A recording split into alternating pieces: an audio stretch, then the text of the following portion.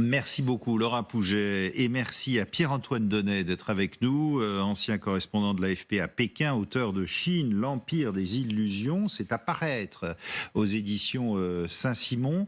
Vous nous confirmez que la Chine fait tout en ce moment de façon officielle, officieuse, en background pour tenter d'influencer ces élections présidentielles taïwanaises d'ici dans une quinzaine de jours? Oui, tout à fait, c'est effectivement sur ces 2 plans-là. C'est-à-dire que de façon officielle, la propagande de Pékin et donc le parti communiste chinois, accuse, le candidat du DPP, de jouer avec le feu et de, en fait, provoquer peut-être une guerre plus tard avec le continent chinois. Donc ceci pour, bien sûr influencer la population taïwanaise et même les terroriser, en fait. Donc ça, c'est le côté officiel. Alors le côté non officiel, c'est alors là beaucoup plus sournois. C'est un peu tout ce qui a été exposé juste précédemment et notamment particulièrement TikTok. Et TikTok, pourquoi? Parce que là, la cible, ce sont les jeunes. Et les jeunes comptent beaucoup dans le scrutin à venir le 13 janvier. Et ces jeunes hésitent énormément en ce moment. Et la tactique utilisée par TikTok, en fait, elle est très simple. Outre la désinformation, c'est les détourner des vrais enjeux, à vrai dire, de capturer ces cerveaux qui, pour la plupart, ne connaissent pas très bien tous ces enjeux-là, pour les éloigner de ces enjeux et donc finalement de les influencer pour soit aller voter, soit pas aller voter. Et si aller voter, ma foi, ne pas voter pour le candidat du DPP. Ouais, mais est-ce que ça marche vraiment, cette influence chinoise? Alors vous savez, pour la génération d'avant, ça ne marche pas parce qu'eux sont habitués depuis très longtemps à observer toutes ces manœuvres venues du continent, qu'elles soient militaires ou psychologiques ou autres. Mais pour la jeune génération, c'est différent. Ces jeunes-là, pour beaucoup d'entre eux, à vrai dire, sont dans un monde différent qui n'est pas celui d'aujourd'hui et qui, justement, ce monde différent est largement influencé par les réseaux sociaux et tout particulièrement par TikTok. Ouais. Restez avec nous, Pierre-Antoine Donnet. Claude Blanche-Maison, vous avez été à la direction Asie-Océanie au Quai d'Orsay. Vous connaissez bien le problème. La Chine influence. Ça veut dire qu'on est encore loin d'une éventuelle guerre ou pas? Je pense que l'objectif de la Chine reste en effet, comme ça vient d'être dit, de récupérer Taïwan dans la sphère d'influence chinoise, pardon, et notamment par le biais d'une intégration économique silencieuse et avec des investissements croisés qui se sont développés depuis pas mal de temps, avec des échanges de personnes aussi, dans le cadre de ces échanges économiques. Mais évidemment, la présidente sortante, qui ne peut plus se représenter, malheureusement, parce qu'elle a fait déjà 2 mandats, appartient au parti démocratique progressiste. Ce parti démocratique progressiste, effectivement, à plusieurs reprises, a tourné autour du pot sur l'idée d'une plus grande indépendance, voire même d'une indépendance juridique de Taïwan, d'une proclamation d'une indépendance unilatérale. Ce en quoi les Américains l'ont toujours dissuadé de le faire, car il est absolument certain que si Taïwan déclarait unilatéralement son indépendance par rapport à la Chine, mainland, à la Chine de Pékin, Pékin entrerait immédiatement en guerre, c'est évident. Mais ce que d'ailleurs les pays occidentaux souhaitent, les Américains les premiers, c'est le statu quo. Ouais. C'est-à-dire que tous les pays qui ont des relations diplomatiques avec Pékin n'en ont plus avec Taïwan. Ils ont des relations économiques, culturelles, techniques, avec de gros bureaux de coopération, mais pas d'ambassade au sens juridique du terme. Nous y compris les Français, bien sûr, on n'a pas officiellement de relations diplomatiques avec Taïwan. Et tout le monde on n'a pas d'ambassade. Tout le monde est très content avec ce statu quo, parce qu'effectivement, dans le fond, et c'est ce qui a été expliqué tout à l'heure par Monsieur Donnet, l'opposition au parti démocratique progressiste, ce sont les héritiers de Chiang Kai-shek.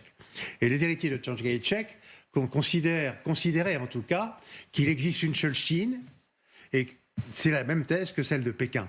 Simplement, sauf que c'est dans l'autre sens. La même capitale, voilà. Ouais. Alors, évidemment, Pékin, les lobbyistes de Pékin joue dans ce sens en disant aux jeunes faites attention parce que avec des gens qui pourraient déclarer un jour l'indépendance unilatérale, vous aurez la guerre. Mais je suis pas sûr que les jeunes soient très friands de ce genre d'arguments. Ce qu'ils veulent, c'est le développement de Taïwan, qui est un pays maintenant démocratique, qui se développe très rapidement, qui s'est bien inséré dans l'économie mondiale. Les Chinois ayant accepté d'ailleurs au fil du temps que Taïwan participe aux organisations internationales économiques, pas aux organisations internationales politiques, mais par exemple Taïwan est membre de l'Organisation mondiale du commerce et même d'un certain nombre de grands rassemblements comme l'APEC qui rassemble tous les pays du pourtour du Pacifique. Ulrich Bonnat. Ouais, juste pour ajouter 2 petits éléments, quand on parlait de cette influence économique, ça a été dit dans le sujet tout à l'heure, les 2 candidats là, du KMT et du TTP qui sont donc opposés en fait aux candidats, on va dire plutôt pro-indépendance, pour faire simple. En gros, cette tentative de rapprochement, elle a été lourdement appuyée par l'un des milliardaires taïwanais les plus connus, qui est le PDG de Foxconn. Donc Foxconn, qui fabrique notamment les iPhones, et qui a énormément d'entreprises en Chine, d'usines de fabrication, en Chine. Et donc du coup, dans ce cadre-là, on voit bien en fait les liens économiques extrêmement forts et sur lesquels la Chine essaie d'un peu de capitaliser pour essayer d'avoir de l'influence politique. Et juste deuxième autre point, je pense que ce qui fait aussi que les Chinois sont un peu vent debout contre le Parti démocratique progressiste, c'est que la vice-présidente de William Lai, c'est l'ancienne chargée d'affaires, on va dire, on dit pas ambassadrice du coup, mais chargée d'affaires taïwanaise à Washington. Et donc pour le coup, pour les Chinois, il y a d'autant plus, enfin ils y voient en tous les cas, la façon dont ils l'interprètent, c'est qu'ils y voient aussi la mainmise un petit peu de Washington derrière cette candidature de William Lai et du DPP. Ouais, regardez ce que dit l'ambassadeur américain à Pékin lui-même. Il demande aux Chinois de ne pas s'immiscer, évidemment, dans la campagne taïwanaise. Nous escomptons et espérons vivement que ces élections seront exemptes d'intimidation, bon courage, de coercition ou d'ingérence de la part de toutes les parties. Bon, on peut toujours le dire.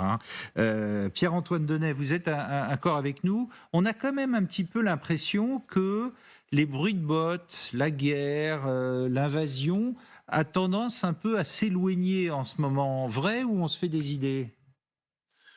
Écoutez, à vrai dire, la raison en est simple, c'est que dans l'état actuel des choses, l'armée populaire de libération, donc celle de la Chine continentale, si elle déclenchait une guerre chaude, aurait toutes les chances de perdre cette guerre.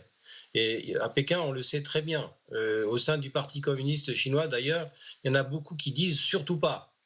Donc le moment n'est pas venu. Mais ils attendent. Pourquoi elle perdrait la guerre ? Parce qu'on voit quand même la Chine se réarmer de plus en plus, une véritable marée humaine de soldats. Certes, ils sont je ne sais pas combien de millions. Ils ont maintenant des porte-avions, etc.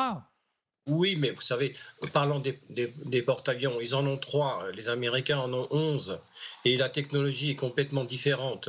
Mais les Américains ne sont pas tout seuls. Certes, il y a la 7e flotte, mais il y a aussi le Japon qui réarme à toute vitesse pour une raison bien simple aussi, c'est que la menace chinoise justement grandit. Donc le Japon a dit de façon très claire qu'une invasion ou une tentative d'invasion de Taïwan constituerait pour le Japon une question vitale pour sa population, ce qui veut dire que le Japon interviendrait aussi. Alors évidemment, il est exclu que des soldats japonais débarquent dans l'île. D'ailleurs, c'est tout aussi exclu que des GI américains débarquent sur l'île. Là n'est pas la question, mais de la part du Japon, il y aurait une assistance logistique est absolument cruciale. Si bien qu'il y a aussi la Corée du Sud, il y a l'Australie, Taïwan n'est pas seul. Taïwan, en fait, n'a jamais eu autant d'amis qu'aujourd'hui, et c'est bien ce qui inquiète aussi Pékin. Donc, ce qu'ils attendent, c'est tout simplement les élections de novembre prochain aux États-Unis. Si d'aventure c'était Donald Trump qui était réélu, alors là les vannes seraient grandes ouvertes et là les démocraties seraient toutes extrêmement menacées et là le jour viendra pour la Chine effectivement de faire ce qu'elle veut faire. Intéressant. Général Chauvency, l'invasion de Taïwan par la Chine, c'est toujours un scénario d'actualité dans les armées françaises ?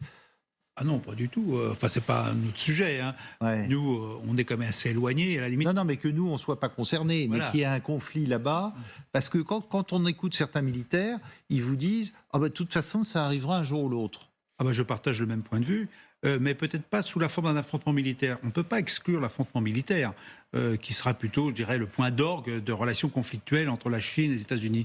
En revanche, l'expérience qu'on a eue, enfin l'expérience, oui, d'il y a quelques mois, sur cet encerclement de l'île de Taïwan par la marine chinoise, par les provocations dans l'espace aérien, montre à les manœuvres militaires chinoises de plus en plus suite près. à la visite de la sénatrice Pelosi.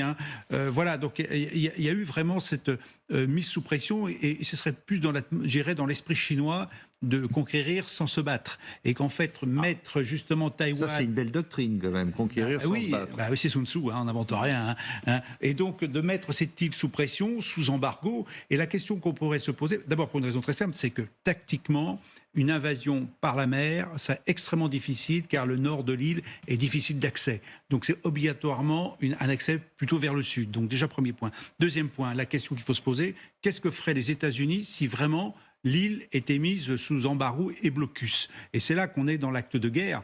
Faire ou ne pas faire, est-ce qu'on laisse finalement l'affaire se dérouler tranquillement entre Chinois, oserais-je dire, ou est-ce que les Américains veulent participer au conflit, à un conflit éventuel, en desserrant l'étau? Et c'est la vraie question. Parce que ce qu'on a vu comme cet exercice, qui a été répété d'ailleurs, c'est que ça y est, les Chinois du continent se sont entraînés finalement à mettre sous cloche finalement Taïwan. C'est une réalité. Ce n'est qu'une île avec 30 millions d'habitants. C'est quand même pas si énorme que ça, ou 28. Donc voilà. Donc la question, elle est là. Et moi, je prétends quand même que oui, l'affrontement est possible, mais il n'est pas forcément possible dans 10 ou 15 ans. Simplement parce que, pour l'instant, il y a un intérêt au moins économique, alors je me trompe peut-être, pour les Américains de maintenir l'indépendance de Taïwan ou de son autonomie, dans la mesure où c'est le principal producteur des semi-conducteurs, et qu'on voit depuis plusieurs mois que toutes les usines de semi-conducteurs sont transposées, relocalisées aux États-Unis ou en Europe, justement pour assurer cette indépendance économique. Et que je pense que le jour où Taïwan n'aura plus pour nous un grand intérêt, ou surtout pour les Américains en termes économiques, peut-être que justement les États-Unis seront peut-être plus sensibles à la mainmise peut-être pacifique de la Chine sur Taïwan. Les Taïwanais qui ont dit aussi, si on est envahi, on détruit nos usines de semi-conducteurs immédiatement, et on bloque une partie de la planète. Il y a les paroles et la réalité, donc... moi, je voyais, il y a un moment où on parlait de désinformation, de guerre de propagande de la Chine.